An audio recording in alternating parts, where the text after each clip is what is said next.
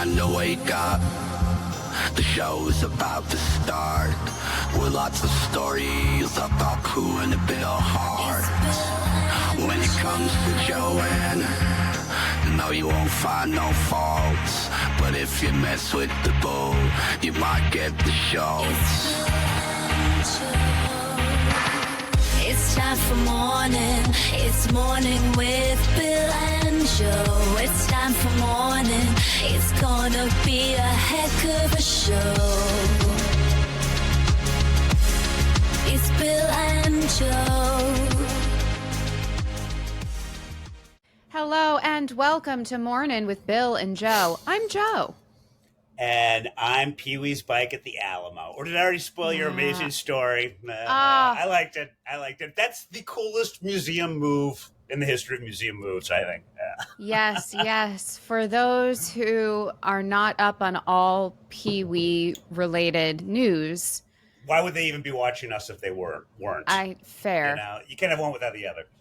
In honor of the film's, 40th anniversary? Sounds about right.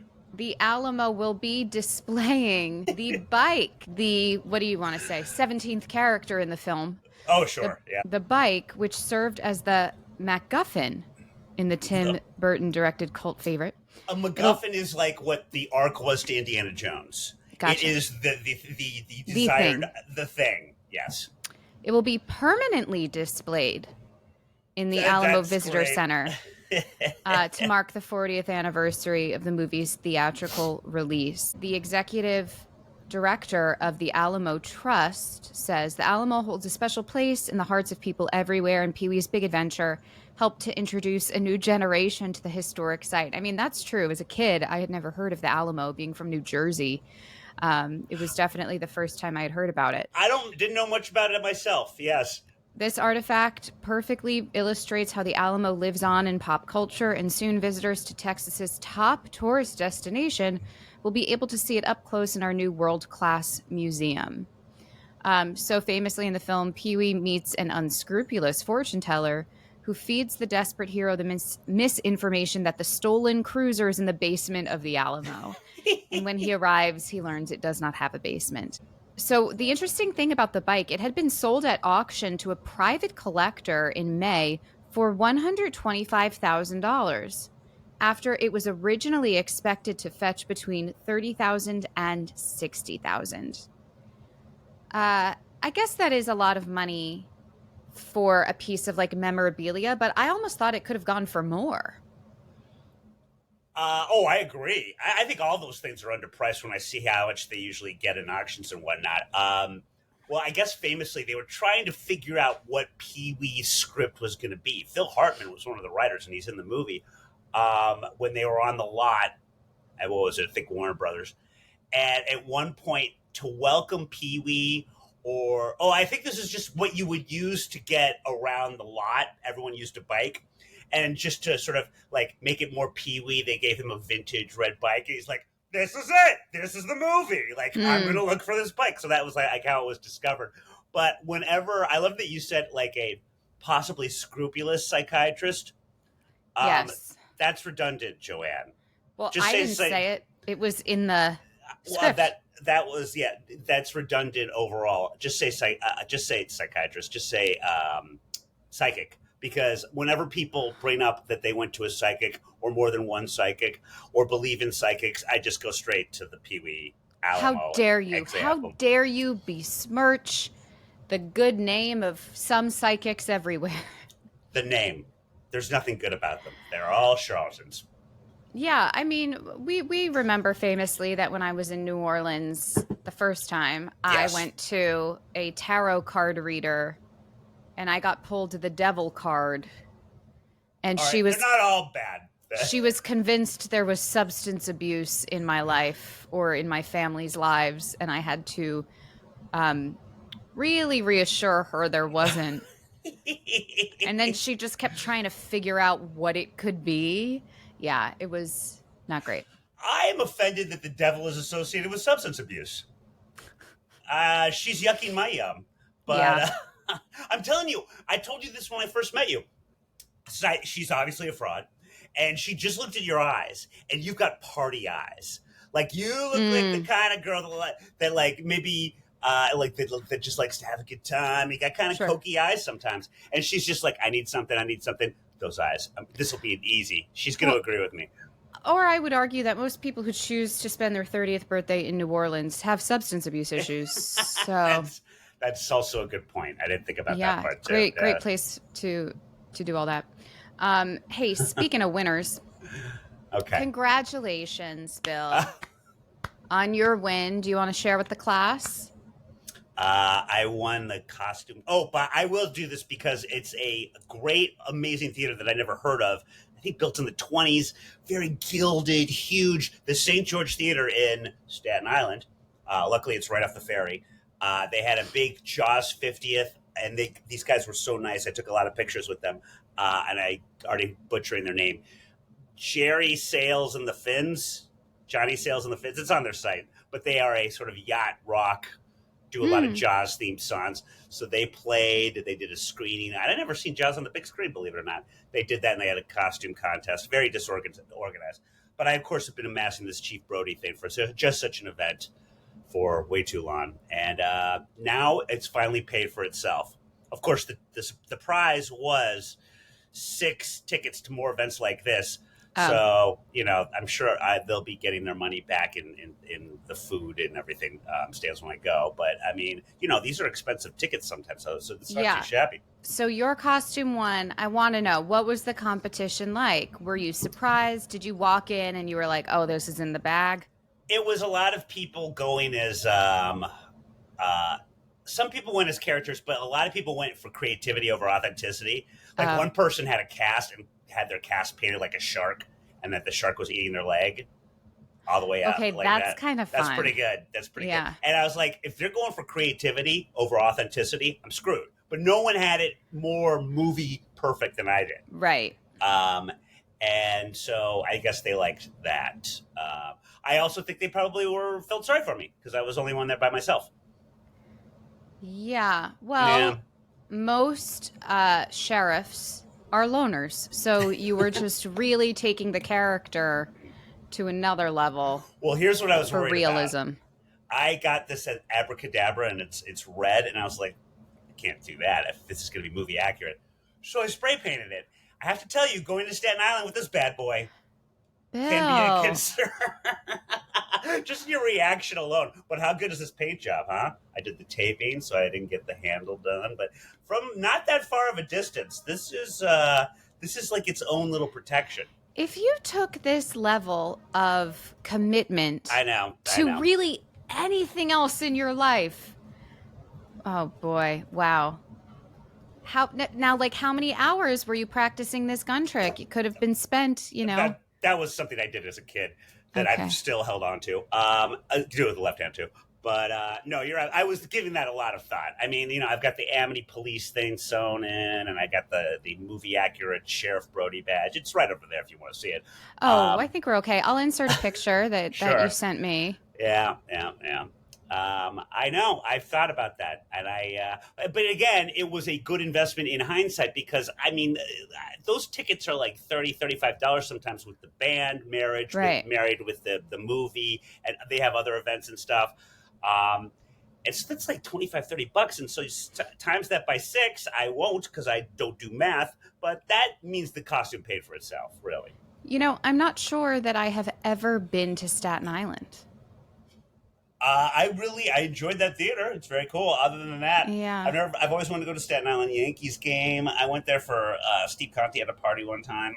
Right. Other than that, I don't think I've been there. That's about my 3rd time. Yeah. So that's fun. Any other fun things you did this week? I can't think of anything, but I did do some fun stuff. But it's not about me. It's all about my next ticket to the Alamo, where I'm sure I will arrive in costume. It's so brilliant. I'm proud of everyone involved. It also made me realize that was in the script. And then even though this is this up-and-coming director by the name of Tim Burton, Pee-wee's obviously a first-timer. they clearly allowed them to actually fly to the Alamo to film this plot point. Yeah. I just wonder what the studio execs were thinking when they read this. But Or just being a PA on that film and like having to get in contact with Alamo representatives and like, hi, so okay, there's this movie. Oh wow, fascinating. Is it a historical? yes. No. How do we explain this? There's a man-child who loses his bike and he thinks it's in the basement. Oh, wait, we don't have a basement. Yeah, I know you don't have a basement. It's a bit. And that's kind of funny. Oh, it's great. It just goes. I just remember him on poor Pee Wee on the tour. So, when are we gonna go to the basement? There's no basement in the Alamo. And then everyone, this prolonged nightmarish laughing at him. Yeah, yeah. It's a classic. Yeah. I also think my love of tequila started from that film. Also a good scene. And that really is, for people who think that was all CGI, for whatever reason, Pee Wee had learned how to dance on his tippy toes in those high-heeled shoes. That was just a bit he used to do. So that's really him, kids, on that bar during the Sun Tequila. Which makes me just think I need to learn more party tricks so I can use them in my upcoming feature films. That was thinking the exact same thing, but just you and doing anything in lifts is worth the price of admission. Hey, well, speaking of spectacle, I guess. Bill, unfortunately, neither of us were at a recent Coldplay concert. It's amazing you got that because I have a Coldplay adjacent story too. I know, I saw. I figured you'd like this one. Yes. So anyone who either lives under a rock or tries desperately not to see any Coldplay related news. How about this? For anyone who's living in a rock or listens to actual rock, that was a sick Coldplay burn. Nice that I just burn. Did. Yes, thank you. There was a pretty funny moment at a recent concert where they decide to, with the camera, go around the stadium, sort of like a kiss cam, where they put the camera on fans and everyone looks and it's haha, whatever. Well, the camera pans to a man with his arms wrapped around a woman, and as soon as they realize they are on camera, the man ducks, the woman covers her face and turns her back to the camera, and Chris Martin jokes, either they're very camera shy or they're having an affair. Well, turns out they were, in fact, having an affair. It was the CEO of a company called Astronomer, which I'd never heard of that before. Now everyone has, so really, this guy should have just gotten a raise, but the opposite happened. Turns out that, the man was a married CEO with children, and the woman was this company's head of HR. Divorced woman, not currently married. But, what happened was someone thought their reaction was funny and was filming it, uploaded it to TikTok, and then all of this came out about their affair. Within the fallout now, oh gosh, every late night show, every company is now doing spoofs. Sports games, now all the kiss cams are turning into this. Everyone's really making fun of this situation, which, apart from the fact that some lives have been potentially destroyed, it is kind of funny. Oh, I don't even think potentially, but that just makes it funnier as far as I'm concerned. So the CEO is no longer with the company. I think there's a report that says he quit. I'm pretty sure he was kind of forced out. Before that happened, though, he released a statement saying, they didn't realize they were on camera. And isn't it a shame that what was supposed to be a private moment was so publicly shared? And to that I say, if you want privacy, you do not go to a stadium filled with thousands of people and canoodle there. That's not privacy. You're a dum-dum. Not only that, the icing on the dum-dum cake was just how douchey they looked too, because they were literally doing. Oh God, stop saying literally, Bill. They were doing the thing where he's got his arms over her, almost in Titanic move, and then they're both going like this. Mm-hmm. Like, and it's just something that you would do on your first concert date at 16, and even then you'd get douche chills. But this guy was in his or late 50s. And it's just, whoa. Yeah. So now this idea of privacy and how quickly things can sort of spread is the topic of conversation. This is an article from the New York Times. Journalist Sadiba Hassan writes, Coldplay is a stark reminder that cameras are everywhere. The man, who the internet quickly identified as Andy Byron, he is the chief executive of Astronomer. The woman's name, Kristen Cabot. She was the HR woman. Is it CABOT? Yes, and it is the wealthy Cabot family. Oh, yes. Well, she'll be fine. She'll be fine. I mean, she's already divorced, so like, legally, I don't know that they can take anything away from her. Right. So yeah, Saturday afternoon, the company Astronomer issued a statement saying that Mr. Byron resigned and the board of directors would search for his replacement. The incident, which has dominated social media, was a stark reminder of how quickly things can spread thanks to social media and how cameras are surrounding people at all times. Especially true at large concerts where fans are often recording snippets or streaming them on social media. Thanks to the power of TikTok's algorithm, the woman who posted the video had more than 77 million views as of last Friday evening. So this discussion of privacy, were they wrong to assume they would not be seen and potentially recorded? Yeah. Yes. Charles Lindsay, a professor of marketing at University of Buffalo School of Management. That's where I go first when I want to quote about privacy. Seems random. He says, if you're in a public place, there is absolutely no expectation of privacy. Whether it's a public park, a store, a concert, there are cameras. And if it's on camera, you can't take it back. The other thing is that they weren't the first people on the big screen. Like, they knew that it was right. They knew cameras were going around. So at that point, pretend you don't know, like take your arms off each other just for those brief moments. And for those of you out there that are in the middle of an affair or thinking of having one and also are Coldplay fans, rookie mistake on their part. Had they just kept going along. Yes. And if they had not reacted that way, it would not have gone viral. She wouldn't have even thought to put it up there because there would have been nothing funny to put up.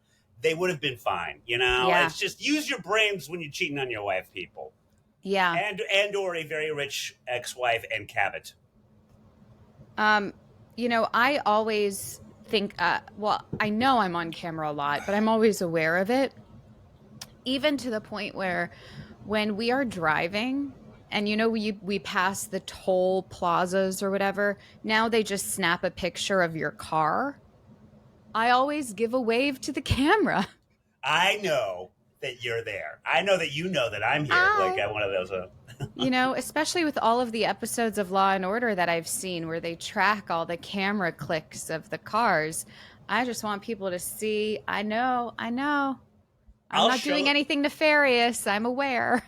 This is highly illegal. And I will show you the picture if I can find it. I'm sure I still have it next week.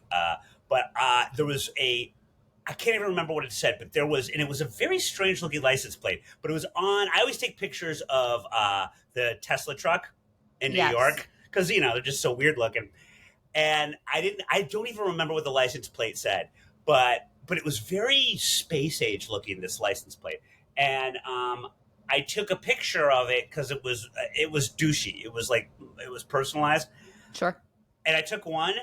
It's just all a glare. I'm like, what the fuck? And I took it again, all glare. And yeah, you could not take pictures of that. And obviously that's illegal for all of the, like, going in the highway and stuff like that. Yeah. Part of me was impressed. I'm like, God, I wish I had enough money if I had a car to have something like that. But the other thing was like, this is totally illegal. And I'm sure he did it for idiots like me that are taking pictures of his douchey car. I'm sure it was less to evade a ticket and more for people that hated Elon Musk and took pictures of his car. Yeah. I am always... Similarly, I'm always so intrigued / confused by the people who have privacy screens on their phone. Have you seen this? Where like if what's a someone's on privacy their screen? phone, it means if you're next to them and you glance over, so you're looking at it sideways, you cannot see it. You know, I didn't like you even know that can't was a just thing. glance over at their phone. The only way to view it is to be holding it right in front of your face. You can't glance at it sideways. You can't see it. That I think that's who are you? Who are you that you don't want anyone or that you think everyone wants to look at your business on your phone? You obviously have trust issues. You're either a horrific narcissist that thinks anything that you're doing is that interesting to other people. That it's really only three things: that you're having an affair, Yeah. or you have a horrific porn addiction. Yeah. Or I was thinking drug dealer. I don't know. Yeah, but usually you do that in such coded. I've read that those interactions are such coded phrasing that Sure. there's nothing to see here. You know, Sure. you would just think the guy, would you? They're not as colorful as you would think. I'm told. Yeah. Mm. I'm still trying to think about why these two went to a Coldplay concert together. Because they're in love with love. I don't understand why you're confused. I guess you could reason it away as saying, "Oh, well, we're colleagues," and lovers. you know. But you know, if there was another coworker or a spouse who was like, "Where are you going? Who's there?" You could say, "Oh, it's woman from HR is going to be there. Few other people from work. It's just like a little outing." But yeah, I don't know. It's really brazen to sort of act that way in public. Where was the concert again? Oh, I'm not sure. Because I was going to say, to your point, that is the perfect outing if they're having a company thing and the concert happens to be at the same city that they're having that thing at. Because, of course, the HR person's going to be there. Yeah. It's easy to get away with because Coldplay is in, say, San Antonio, and so is the company retreat. Yeah. So that's actually perfect with the one denominator that he did not consider. However, which is the fan. you would rather go to the Coldplay concert than a motel? Like, you're sneaking away from the conference so you could have a little rendezvous and listen to Chris Martin? Like, priorities. Come on. That's a good point. It's a little like taking the hooker out for dinner first. You know, it's a sure thing. It's like a sure nice thing. steak dinner? Why? Why bother? Speaking of Coldplay. Oh, this would be a what's in the box? Who's in the box? Oh, what's in the box? What's in the fucking box? No! So, Joe, I'm sure you're already aware, as is all of America, there is a bombshell new book out about Gwyneth Paltrow. And it's called Gwyneth, the Biography by Amy Odell. Are you sitting? That's the title? I believe so, yes. Gwyneth, the Biography. What else do you need, man? Oh, well, the original one was Goop with an exclamation point, and they spelled out with an exclamation point. It did not test well. Oh, now, Gwyneth first arrived on Hollywood sets via her mom, actress and so gorgeous in 1776, Blythe Danner, along with TV producer, wait for it, Bruce Paltrow, hence the last name. At 52, she's the subject of this juicy new biography. Juicy. I don't think I need to tell you that I got this from People magazine. Gwyneth just told friends that James Dawson, her advisor, had agreed to pass her in a class in which she was this is some of the dirt, in which she was struggling so that she could graduate. You're going to win the Academy Award, Dawson told her. And then Gwyneth said, I'm going to thank you when it happens. So basically, she graduates high school, did not thank him when she got her Academy Award, of course. Yeah. In her senior yearbook, she borrowed her parting words from Bill and Ted's Excellent Adventure. Be excellent to each other and party on, dudes. Those never age well. and you know she thought she was so cool doing that, too. Yeah, oh, was, 1,000%. you know? Yes. I'm sure there was probably at the same time lots of cowabunga dudes or something from The Simpsons. In the Nightmare column, other students got things written by yearbook editors like AP Spanish Lang. I don't know what that means. And in Gwyneth's, it was obesity. Of course, we recall that she ended up playing in Shallow Hal.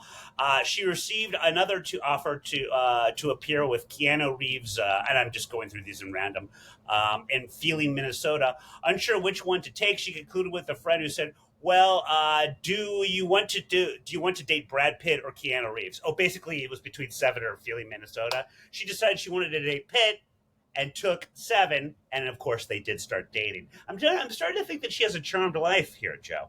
Yeah. During Emma's filming, another famous movie she was in, Gwyneth expressed doubts to one crew member that Pitt was right for her and admitted that she had a crush on Hugh Grant whilst filming. Brad and I had very different upbringing, she told an interviewer. So when we would go to restaurants and order caviar, I'd have to say, Brad, this is a beluga and this is Astra. Boy, that's not a great quote. And, I mean, yeah, God, this hick guy doesn't know the difference between his caviars. Come on. I thought you would enjoy this. Gwyneth and Pitt never publicly gave a concrete reason for their 1997 breakup, though two people recall a rumor about it stemming from Gwyneth cheating on Pitt with co-star John Hannah while she was filming Sliding Doors. She told Howard Stern in 2015, I wasn't ready and he was too good for me. I, on the other hand, heard that it was from multiple hair and makeup sources, and they are always good with this stuff. Vito Mortensen, and that Brad Pitt caught her. She was having an affair with Vito Mortensen on some movie set. He surprised her in the trailer where they, multiple sources on that one. As for Ben Affleck and her dating him, he at times seemed more interested in playing video games with the guys at his house than being with Gwyneth. She spoke openly about how much she enjoyed their sex life. She told Aquine, I don't know who that is, one day that she loved when Affleck engaged in a certain sex act, and they have that in brackets. I want to know what that is. You gotta read the book to find out which one. I'm sure it's oral. Winona Ryder's name only has been bandied about for... Okay, you're reading the whole memoir at this point, or the whole biography. Basically, she stole the role from Winona Ryder. And we knew that. We knew that. Yeah.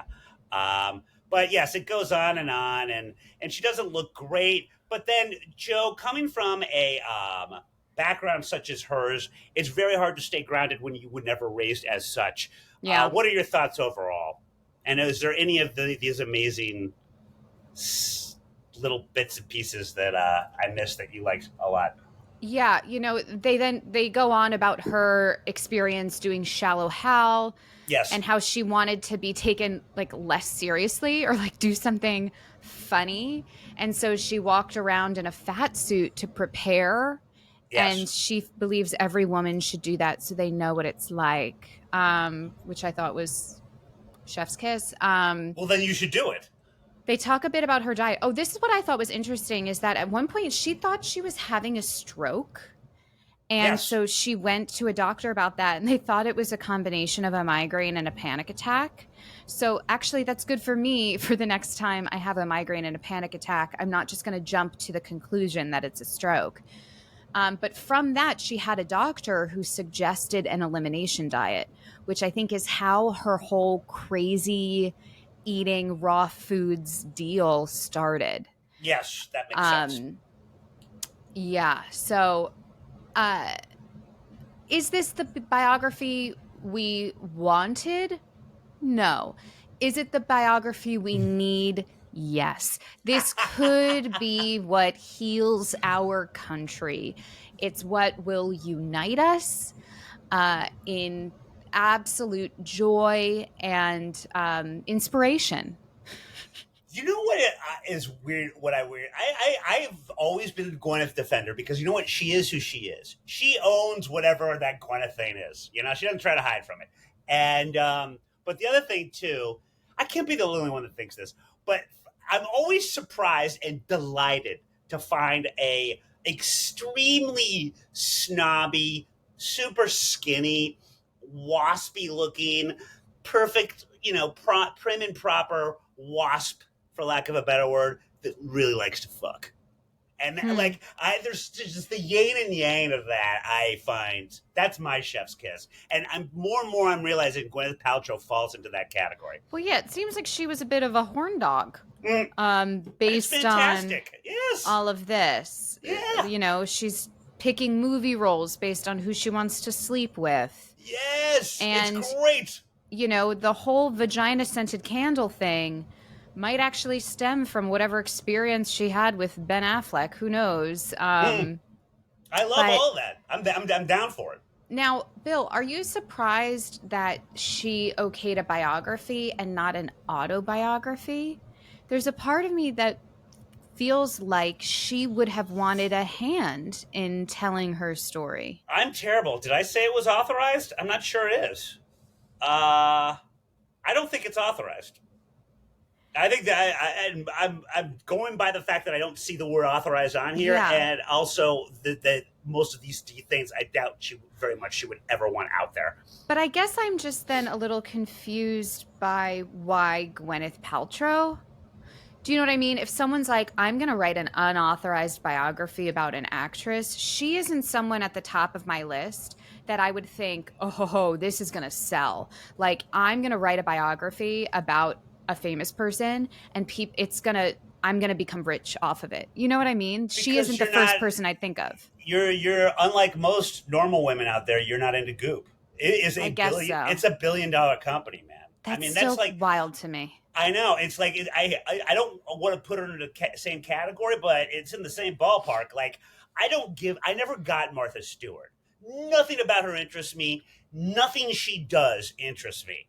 But if you were to have an unauthorized biography of Martha Stewart hit the bookstores, how well you think that's going to do? Yeah, but like she went to jail. Like she had a bit Gwyneth more dated of a Brad Pitt. Yeah, I don't know. But I think the thing, at least in the lifestyle sector, of why Martha did so well is it was aspirational. It was this idea of like, oh, I could do that if I had my shit together. Like, I could potentially make this pie and do this in my garden. But with Goop, it just seems so out of touch that I'm just still surprised that it has such a following and has done so well. I agree, but I'm also not the one to ask. Although I did buy about a baker's dozen worth of those vagina stones. I think that's what they were called. Yes. The Yoni stones. I almost called it uni, which I believe is sea urchin. I think that's a sushi, is it not? Yeah. And by the way, I've said this before. People, never put uni sushi in your vagina. I don't know how many times I have to say this because you always get someone in the paper. I didn't want to turn this into a PTSA. Yeah, I don't put much in the self-cleaning oven. She's quoting her mom. Yeah. Good for you. You're not part of the problem. No. Is there any other one that you liked in particular? What was the one about drinking? You sent a study, or was it a study? Yeah, it's just, and I hate to say it, I'm starting to see it a little bit from my end. Only when people take pictures of me and then I look at them. This is basically talk about clickbait for people of a certain age, fine. How the risks of drinking increase in older age. I mean, honestly, people, sometimes it's just as easy as that. You don't have to have a fake thing about, look at Cynthia Nixon now, and then click on and it's nothing. Just have a title like that. That's your clickbait. Sarah Jo Nixon, director of the Center of Addiction Research and Education at the University of Florida, my favorite, is quoted a lot in this article, stating things like, alcohol can present new problems in older age. Kind of a duddy, I would expect, particularly at 65 and up. Yes. For even light or occasional drinkers. Other adults tend to have less muscle mass and retain less water in their tissues compared with younger people, which can increase blood alcohol concentration, said Aaron Wright of the National Institute of Alcohol Abuse. It must be a fun job. That means that it takes fewer drinks for older people to feel intoxicated and heightens the risks of severe injury from falls. And you don't want to fall when you're older. Drinking alcohol can increase the risk of developing chronic conditions like dementia, diabetes, cancer, hypertension, and heart disease. Some older adults also contend that hangovers worsen with age. It amazes me that they still have yet to confirm this. There's no strong scientific evidence supporting this. The hangovers may seem worse because alcohol can exacerbate other symptoms of aging, like poor sleep. That's interesting. But then still it applies that the hangovers are worse. A federal survey from 2023 found that 12% of adults 65 and older, about 7 million people reported drinking at least 4 or 5 drinks in a sitting in the previous months. Oh boy. Dr. Nixon advised that the adults 65 and older should consume no more than 1 drink per day and no more than 7 per week. Joe, you're still a young pup, but still younger than your party girl college days. Yeah. I mean, have you noticed differences, or can you drink more now? I think in mid-30s you can still probably, if you wanted to, drink more than you could in your youth because you're not like sort of going on the downward slope yet, if that I'm makes just sense. more selective in what I want to drink. I really only want wine or I like that. like a margarita. And I'm now at the point where it's like I really don't enjoy dive bars because I don't want a shitty well drink Interesting. that could potentially give me a hangover. I don't Right. want their shitty red table wine, as a glass of wine. And it's like, do I really want to get bloated from beer? So it's, yeah, the hangovers and the drinking hasn't become worse. It's just, I'm pickier and I'm a little more judgmental in my offerings. I had a girlfriend whose grandma lived until she was like 100. And she was, all there and everything, but very grandmotherly. I hope when you get to what Joanne Ma looks like, you do the same thing that she did, where every day she would have a different wine sweatshirt, and it would basically just be like a bejeweled glass of wine, and it would just say wine or it's wine o'clock. A sweatshirt with a little turtleneck, and it was very adorable. But I want you to be that 40 years from now. You know what? Similar to day of the week underwear, I'm going to have a different wine sweatshirt that I wear every day. So Monday is Sauvignon Blanc Day. Oh, gotcha. Tuesday, Pinot Noir. Wednesday, what's Wednesday? Maybe a Sancerre. Thursday, a Tempranillo. Very and upscale. That way, I still get to enjoy all my wine, but with my onset dementia, I will know what day of the week it is just by the wine shirt I'm wearing. That's actually kind of impressive. Wait, yeah.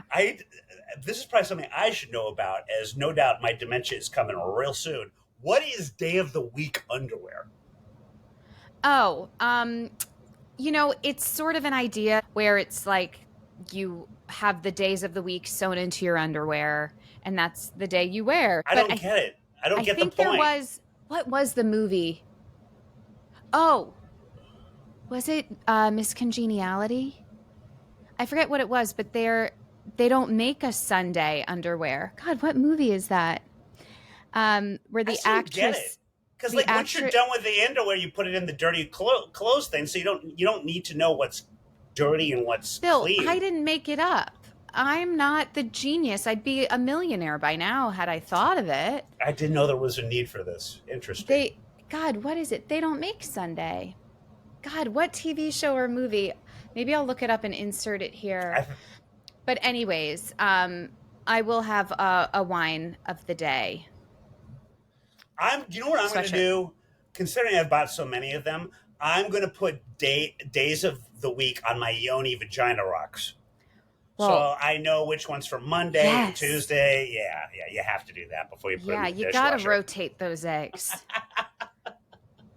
Bill, have you noticed any difference with your hangovers or drinking preferences as you've gotten older? Drinking preferences, the whole bit. And also, I'm just... I think part of me is like, for a while, I've really been thinking I have long COVID, and the other part of me is just like, can I just not drink like I used to? It might be the latter. Yes, all of that. It just takes a lot more out of me. Not so much like physical or mental pain, but just absolute lack of drive, tiredness. Yeah, what if that's just depression, Bill? There's possibly that too. Just being able to sleep for as long as I shouldn't even brag about that because some people have a lot of issues trying to fall asleep. Not me. Yeah. Oh boy, I could do it for 24 hours. Yeah. You know what? In Dream World, I'm an astronaut. I think that is depression, which is why if you're going to drink, you should have tequila because tequila is an upper. You know what? I gotta start. This is the last thing anyone should probably put on their goals list. You're starting to really convince me on the tequila thing. I don't hate tequila. It's just never been my go-to. Yeah, I mean, the agave plant, it's like a more natural spirit.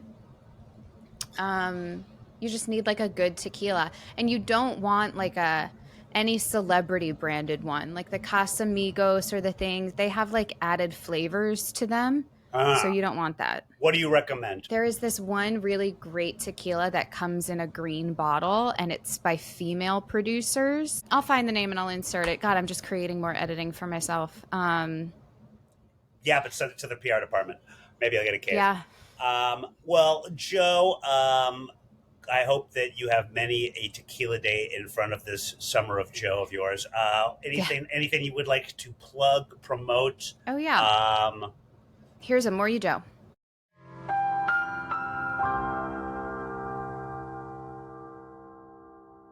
I just saw at the Orpheum Theater in New York Ginger Twinsies, which is a send-up of the Lindsay Lohan Parent Trap film. And my friend Russell he stars in it as one of the twin girls. It's just so funny because the other twin is a black woman. So the two of them very obviously don't look like twins, but it is hysterical. Really funny. It's sort of in the vein of, if anyone has seen the off-Broadway show Titanic, where it's very campy and super funny. And if you love the film, if you're a millennial, you'll love this show. That's really funny. Are you excited for the Freaky Friday? Oh, no, but that's, of course, not like the Parent Trap. But either way, are you excited for the Freaky Friday sequel coming? They do reference it in this show. Not really. I wasn't a huge fan of the original. Okay. Only because I feel like... First of all, the original was with... in the 70s. That's no, I don't mean the original. Also, the Parent Trap had an original. Yeah, Haley Mills. That's the one I think of. As far as the Lindsay Lohan originals go, I feel like I was maybe just a smidge too old when it came out to really want to watch it. And so I saw it after the fact, and I was like, this is kind of dumb, and why is she in a band? It was, not my favorite. So they always have to make them rock out. Yeah. Well, that's a good recommend. Oh, and I got one for you. It's so convoluted, but you'll love it. It's on Amazon Prime. I think it's just called The Conqueror, and it is about a oft forgotten movie, and it goes in all these different directions, Joe, and it's old time Hollywood, so you'll love it. Howard Hughes, when he was getting really weird in the 50s, his last produced film that he was really way too hands-on on was about Genghis Khan starring John Wayne. One of the women, I forget her name, she was up for Gone with the Wind. She refused to do it. She kept her red hair and just had their eyebrows go up like that. And they're all playing Asians. And they do it at this place in Utah. And now there's this thought, I don't want to give too much away, but I'm just going to leave it at this. While they're filming this epic, with John Wayne as Genghis Khan, they are right next to nuclear testing in Nevada. They can see them coming up. Certain things happen, and it is unbelievable. You got to check it out. It's really good. Is this a documentary? Documentary, yeah. Wow. And I didn't know about any of it. It's really good. And it is said, and this is no spoiler, but right before Howard Hughes, hair all long, he's pissing in jars, his fingernails are long, beard. Right before he died in 1973, it was said that he was watching one movie and one movie only on repeat, buck naked in this holed-off room, and it was The Conqueror. So he had gotten every single version of it so that other people could. Wow. It's very good. You should check it out. Sure, I'll add it to my list. It's toward the bottom, though. Any walking tours coming up? This Friday, 3 p.m., guys. There's only a couple seats still available, even though there's no seats because you're walking. Yeah. Selling out. Get those tickets now before it sells out. I learned that from you. Yeah. Yes, so that is. But for all those people out there that are actually curious, even though Joe only says she is, check out this. This thing is weird, but it's good. All right. Well, thank you everyone for tuning in. Be sure to give us a like, a follow, a download, whatever. And we'll see you next week. Bye. Oh, I'm sure glad that's over. That's all for this episode of Mornin' with Bill and Joanne. I wasn't even listening. I was listening to podcasts. Shut up, Bill. Subscribe to the show on Apple, Spotify, or anywhere you get podcasts. Yeah, I wasn't listening either. Very nice, Joanne. Touché. For videos of this and other episodes, go to @MorninBillAndJoe on YouTube. Bill, put the sword down. Run, Joanne, run! Like, subscribe, and turn on notifications. We would do it for you. Okay, that's a lie. I never liked your show. Sorry, wasn't listening. See ya.